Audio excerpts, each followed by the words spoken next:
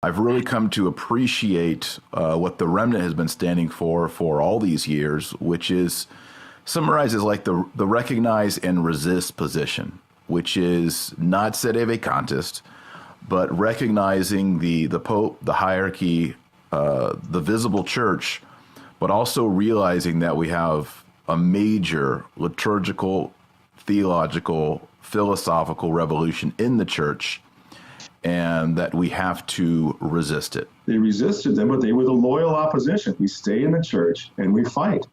The one who changed history was Archbishop Lefebvre, because he was in a position to do so. He knew who had usurped, who had taken over in the Vatican, and he did everything he possibly could. If you read his books, you can see where he's not trying to break from Rome. It's the last thing he ever envisioned happening.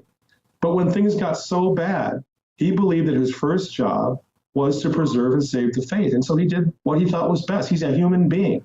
But what you have to look at in Vatican II is are the time bombs. What were they actually, how were this going to be interpreted later on? And Lefebvre knew that. So he's like, that's why that was the basis of his reservations. If this is interpreted in light of tradition somehow, we might be okay.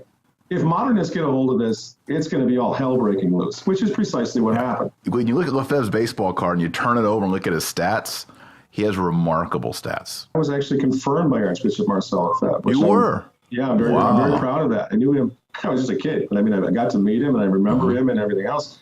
It's a fatherly spirit that Lefebvre demonstrated there of wanting to pass on the torch is commendable.